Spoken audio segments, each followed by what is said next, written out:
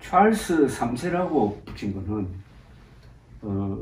물론 아들 이름이 이제 찰스였으니까 네. 자연스러운 것 같기도 하지만은 그 앞에 찰스 1세, 2세, 3세 이래 되는 거 아닙니까? 네, 그렇죠. 찰스 1세가 비록 참수를 당했지만 영국 역사에서 그 사람을 부정 안 하잖아요. 아, 예, 안 하죠. 찰스 2세가 이제 왕정 복구해가지고 그 블랙리스트를 만들어가 아버지를 죽인 사람들을 추적해가지고 몇 사람 죽이기도 했는데, 네, 그다음에는 상당히 너그러운 통치를 했던 것 같더라고요. 했습니다. 그러니까 그런 찰스 1세, 2세를 이은 찰스 3세. 그러니까 찰스 3세란 이름에 대해서 영국 사람들이 부정적인 생각은 없는 모양이죠. 없습니다. 왜냐하면은 저는 이제 그렇게 위대한 영국 역사에서 보면 이제 위대한 화해가 몇 개 있습니다. 예를 들면 제일 그 큰 화해가 그 뭡니까 그 엘리자베스 1세의 그 이제 대를 이어서 한 이제 제임스 1세요. 제임스 1세. 예, 제임스 1세가 스코틀랜드 왕이지 않습니까? 그렇죠. 왕이 내려와서 통합된 스코틀랜드와 잉글랜드 통합이 된 왕이 됩니다. 했는데 거기가 그 소위 말하는 처형을 엘리자베스에 의해서 처형을 당한 메리 더 스콧 메리 왕, 메리 스콧이 왕의 아들이거든요. 그렇죠. 그러니까 엘리자베스 여왕의 죽으면서 그 자기가 처형한 스콧 여왕의 아들을 후사로 정하고 죽은 거거든요. 그런데 그 제임스가 내려와서 제임스 6세, 스코틀랜드 제임스 6세라고 여기서는 제임스 1세라고 얘기를 하는데, 제임스가 내려와서 어머니를 죽인 그 중신들을 처벌하지 않습니다. 그게 현실적인 판단일 수도 있어요. 왜냐하면 자기가 정치인 기반이 없는데 어쨌든 그게 위대한 화해입니다. 그래서 그 화해고, 그 다음에 이제 그 찰스 2세가 들어와가지고 자기 아버지를 죽인 사람들을 주모자만 몇 명을 손을 보고 나머지는 다 욕설을 합니다. 그것도 이제 두 번째 위대한 화해라고 보셔야 되고, 그 다음에 저는 이제 영국 그 역사의 가장 중요한 화해가 세 번째, 토니 블레어가 그 노던 아일랜드, ILA를 그 평화협정을 부활절 협정이라고 얘기하죠. 이스트 어그리먼트를 맺으면서 그 재판을 받고 현재 복역 중인 모든 ILA 테러리스트를 다 석방을 합니다. 사면을 합니다. 살인자든 뭐든 간에. 그 대단한 화해입니다. 그게 있었기 때문에 지금 노던 아일랜드에 평화가 옵니다. 그래서 찰스 2세의 그런 화해도 사실 대단한 중요한 거거든요. 그래서 찰스 1세도 비록 좀 독재를 해가지고 처형을 당합니다만은 굉장히 통치를 잘한 왕 중에 하나입니다. 그렇죠. 찰스 2세는 또 특히 보면은 유쾌한 왕이라고 그렇게 불려요. 아주 유쾌한 왕이라서 들어와서 통치를 하는데 굉장히 아주 국민들을 복지내는 굉장히 통치를 잘합니다. 그래서 찰스 2세 둘의 1세, 2세의 평이 상당히 좋습니다. 그래서 찰스 3세라고 했지 않겠냐 하는 그런 생각을, 물론 이름이 어릴 때부터 찰스로 부르긴 했습니다만은, 그래서 친근감이 있는 이름으로 그렇게 부른 것 같아요. 제임스 1세 시절에 영어 성경을 번역을 제대로 한 거죠. 제임스 성경이라고. 지금 우리 쓰고 있는 성경이 그겁니다. 근본이 거기서 만든 거죠. 맞습니다. 참 제임스 성경 잘 만들었습니다. 모르겠습니다. 여러분들 혹시라도 한국어로 번역이 된 성경을 보시다가 뭔가 좀 의미가 잘 전달이 안 되면 영어 성경 보세요. 그렇죠. 중학교만 졸업하면은 이해가 될 수 있도록 쉽게 번역이 되어 있습니다. 그리고 쉽게 하고 명쾌하고 정확하게 번역이 되어 있어요. 그거 보시면은 제가 이렇게 좀 건방지게 얘기할 수 있습니다만은 한글 번역보다 훨씬 더 잘 돼 있어요. 잘 돼 있다. 영어가 성경은 영어로 읽으면 참 쉽습니다. 맞습니다. 맞습니다. 그게 이 기독교 위대성인데 어려우면은 참 대중성이 없는데 누구나 할 수 있는 어떻게 또 구어체 같이 느껴지는. 그렇죠. 그런 게 많습니다. 그리고 영국 역사가 이제 1066년부터 노르만 정복부터 시작돼가지고 이게 일단락되는 게 1688년 명예혁명 아닙니까? 네, 그렇죠. 1688년 명예혁명. 그러니까 찰스 2세 다음에 제임스 2세입니까? 네. 제임스 2세가 다시 복고 정책 펴니까 그때 이 개신교 귀족이죠. 귀족이 네덜란드에 있는 그 공주를 데려다가 네덜란드에 있던 그 뭡니까 윌리엄 뭡니까 오렌지공이죠. 오렌지공으로 네덜란드 군을 이끌고 쳐들어오도록 초대를 해가지고 우리식으로 하면 반익이지 완전히. 그렇죠. 해가지고 제임스 2세를 몰아내버리고 윌리엄 그리고 앤입니까? 앤 공동왕이 되는 거죠. 메리 여왕입니다. 메리와 윌리엄의 공동왕이 됐죠. 그러면서 귀족과 타협을 해가지고 이제는 그 뒤로부터는 유혈 사태가 없어지는 거죠. 없어지죠. 그래서 우리가 명예혁명이라고 배우고 그때부터 이 권력의 중심이 왕에서 귀족 또는 의회로 가는 겁니까? 이 하다고 힙한 영국에서 아주 재밌는 다 재밌지만은 특히 크롬웰에 대해서 쓴 부분이 정말 재밌더라고요. 아 그래요? 이 크롬웰은 한국에서는 좀 근사하게 알려져 있어요. 이 사람은 공화주의자니까 우선. 그렇죠. 한국 사람은 민주주의자 좋아하니까.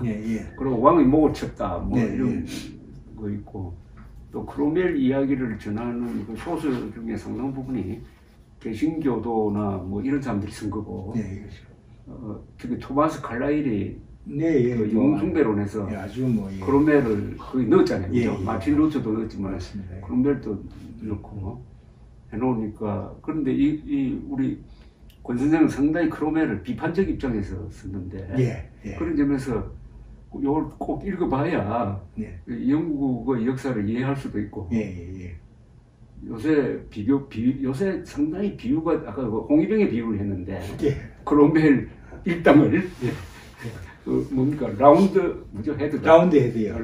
원두당이라고. 원두당이요. 라운드 헤드 극성파를 그래가지고 10년 동안 11년 동안 공화정 한다면서 요새 이란처럼 엄격한 도덕률을 강요를 하다가 보니까 막 민심이 떠나버린 거죠. 민심이 떠나버리고 좀 사투리로 말하면 덧정이 없어가지고 심지어는 그때 뭐 극장도 문을 다 닫았어요. 그러니까 극장도 문을 닫고 그때 서민들의 그 아주 즐거움이 그 곰 놀리는 거였거든요. 곰을 막 괴롭히고 놀리는 게 그게 아주 재밌는 게임인데 그것도 다 없애고 소위 말하는 인간의 즐거움을 다 없앤 겁니다. 금욕 생활을 하도록 금욕생활을 하게 만드는 거예요. 그 청교도를 정신으로 그냥 하느님만 믿고 살아라 하는 식으로 하니까 일종 신정 정치를 한 겁니다. 신정 비현실적인 그런 그런 정치를 한 거죠. 그래서 사실은 그 홍위병에 제가 비유를 했습니다만 사실 뭐 다른 비유도 있습니다. 그건 뭐 지금은 말할 수는 없는 상황이지만은 어쨌든 그래서 사실은 그거 썼는데 저는 그 모든 인류의 역사나 이런 것들이 어떤 본인이 옳다고 생각하는 그 사실을 가지고 그걸 현실에 대입을 할 때 항상 문제가 생깁니다. 도덕성을 강조할 때. 도덕성을 자기만이 옳다고 생각하는. 그걸 독선이라고 그러잖아요. 독선이죠. 그래서 저는 세상에 이 얘기 재밌는 얘기인지 모르겠지만 세상에 제일 무서운 것이 어리석은 놈이 부진하는 겁니다. 그렇죠. 근데 그 어리석고 부진하는 놈이 뭡니까? 어리석고 부진하는 놈이 자기가 하는 일이 옳다고 확신을 하면 문제가 생깁니다. 근데 그보다 더 무서운 일이 어리석고 부진하는 놈이 자기가 하는 일이 국가와 민족을 위해서 일한다고 생각하면 가장 그게 무섭습니다. 근데 제일 재미있는 것보다 더 있습니다. 자기가 하는 일이 하느님을 위한 일이라고. 그때부터 이제 비극이 비극이 시작합니다. 그래서 저희 올리버 크롬웰의 그 원두당은 올리버 크롬웰 자신도 그랬습니다. 원두당이 그 생각하는 것이 자신들이 하는 일이 하느님의 일을 한다고 생각을 한 겁니다. 그래서 그렇게 폭력 정치를 하고 한 거죠. 그 대신 내전 상황에서는 의회군으로서 또 신기술을 받아들이고 또 이게 무엇보다도 신념으로 무장한 군대니까 못 이깁니다. 막을 자가 없었던 거지. 못 이깁니다. 그래서 왕군을 무찌르고 찰스 1세의 목을 치고 해가지고 또 공화국의 기치를 내걸고 또 그때 네덜란드와 재해권을 놓고 싸웠죠. 그렇죠. 그러니까 이겼죠, 아마. 맞습니다. 예, 그래서 예. 또 대외적으로는 상당히 그렇죠. 중상 정책도 펴고 또 그 중요한 게 그런 과정에서 탄압을 받던 퓨리탄이 네. 저 매사추세츠로 배 타고 가가지고 그렇죠. 거의 플리머스에 상륙해가지고 예. 말하자면 미국의 건국 정신을 만드는 거예요. 맞습니다, 맞습니다. 예. 그러니까 더욱더 크롬웰이 높게 보이고 그렇죠. 청교도 혁명하면은 상당히 고귀한 그렇죠. 뭐 이렇게 보이는 거예요. 맞습니다. 그런데 이 책을 보면은 아주 이 크롬웰에 대해서 비판적입니다. 크롬웰에 대해서 비판적이고 그런데 여기도 쓰셨지만 전번에 가보니까 크롬웰 무덤이 원래 웨스트민스터에 있었잖아요. 있었죠. 예. 근데 그거 파냅니다. 찰스 2세가 돌아오고 나서 그 떼내버리고 예. 그 있었던 장소 비워놨더라고요. 그 장소 표시만 돼 있죠. 표시만 돼 있고 사실은 상당히 좋은 자리던데. 그 장소에 있는 것 자체가 모험한 겁니다. 왜냐하면 그 장소가 그 성당하지 그 지성소라고 얘기를 해요. 좋은 자리더라고. 가장 성스러운 자리입니다. 거기가 그 앞에가 그 신부님이 그 미사를 하고 그 신부님 앞에 자리가 이제 귀족들이 앉는 자리입니다. 귀족들이나 그 사제들이 앉는 자리예요. 거기에 같이 이제 성가대들이 같이 앉아 있습니다. 있는데 신부님이 미사를 드리는 그 자리 뒤에입니다. 뒷부분은 가장 명당이다. 명당입니다. 그 햇빛도 제일 맞아, 햇빛이 잘 들어오지. 그 자리에 딱 가다 그걸 묻은 겁니다. 묻은 거니까 찰스 2세도 도저히 용서할 수 없죠. 그래 끄집어내 가지고 부관 잠시하고 참시를 하고 그 런던 브리지에 옛날부터 그 중재인들은 처형을 하면 목을 잠수한 목을 런던 브리지에다가 매답니다. 런던 브리지에 매달았어요. 머리에 매달았다가 나중에 한 20년 동안 매달았다는 얘기 있더라고요. 그래서 그거를 다시 이제 내려가지고 캠브리지에 있는 자기가 나온 모교에서 그걸 장례식을 했지, 그죠? 예, 가져가서 보관을 지금도 하고 있습니다. 공개는 안 하는데요. 예. 그게 그러니까 누군가는 그 해골된 걸 가지고 예. 서로 이렇게 왔다 갔다 하다가 1960년대인가 네. 거기가 캠브리지 트리니티 칼리지인데요. 아니요. 캠브리지입니다. 예, 캠브리지 예, 교정에 예. 묻었다는 이야기가 있더라고요. 왜냐면 그 전통적으로 옥스퍼드는 왕당파입니다. 왕당파고요.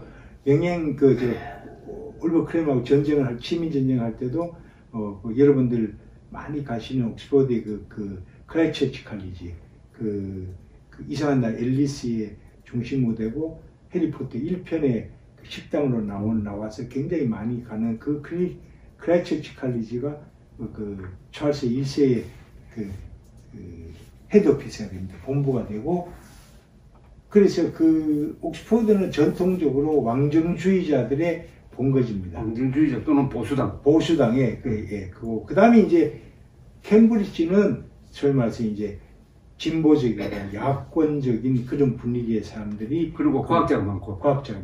그래서 인문사회가 옥스퍼드고 저쪽이 자연과학 쪽이고 그래서 그 캠브리지가 되게 보면은 노동당 쪽이 많고요. 그게 상징적일 때가 그 보수당과 자민당의 그 연합 정권을 세우던 그 시절에 니크레그라고 부당수는 그 부총리는 자민당 당수 출신인데 런던의 그 웨스트민스터 바로 옆에 있는 웨스트민스터 스쿨 거기 출신의 캠브리지를 나왔고요. 그러니까 보수당 총리 중에서 캠브리지 나온 사람은 한 사람도 없다고 보면 되겠네. 그렇지 않습니다. 한두 명이 있을 겁니다. 거의 없다고 보면 되겠네. 예, 거의 대개가 최근에 들어와서는 그 마가렛 대처부터 보면은 거의가 다. 또 그렇게 보면 또 그것도 아닌 것이 토니 블레어 옥스퍼드 나왔으니까요. 그래도 그렇게 구분을 합니다. 대개. 처칠은 사관학교 나왔죠. 예, 사관학교입니다. 샌더스트. 샌더스트도 지명입니까? 예, 지명입니다. 거기가 육군이죠. 육군사관학교. 그런데 후일담이 그 무자비한 그러나 의회군을 이끌었으니까 의회하고는 친한 네. 크롬웰 동상을 영국 의회 경내에 세우고. 예, 그렇죠. 수호자니까요. 수호자. 의회의 수호자고, 그 제가 보여드렸지만, 그 바로 건너편에 앞에 거기 그 찰스 2세 목을 네. 딱 붙여놨어요. 무슨 교회죠, 그것도. 거기에 센 마가렛 처치라고 그 예, 교회 벽에다가 벽에다가 흉상을 만들어가지고 요 부분이죠. 서로 예, 마주보게 만들었죠. 마주보게 만들었죠. 근데 그게 참 재밌는 게 전형적인 영국적인 발상이에요. 예, 발상인데 그 공화주의자들은 그 크롬웰이 그 뭡니까 찰스 2세를 영원히 감시한다는 뜻이라고 해석하는데 원래 그걸 세운 사람들은 찰스 1세 주의자들이 거기다 붙여놨어요. 그래서 찰스 2세가 크롬웰을 감시한다고 얘기를 할 수도 있는데 또 이게 왜냐하면은 성 마가렛 성 교회가 참 재미있습니다. 왜냐하면 그 웨스트민스터 사원은 왕의 직할 성당이거든요. 근데 그 바로 경내의 마가렛 성당은 그거는 그 평민들의 성당입니다. 근데 재밌는 것은 윈스턴 처칠이 그 웨스트민스터 사원에서 결혼식을 할 수도 있었는데 센 마가렛 성당에서 결혼하고 상징적이에요. 그래서 처치 존경받는 이유도 다 그런 성공의 성당이죠. 성공의 성당이죠. 네. 네. 그래서 서민 성당에서 결혼식을 해요. 지금도 보면은 영국에도 노동당 출신들은 웨스트민스터에 잘 안 하고 그 센 마가렛 성당에서 많이 합니다.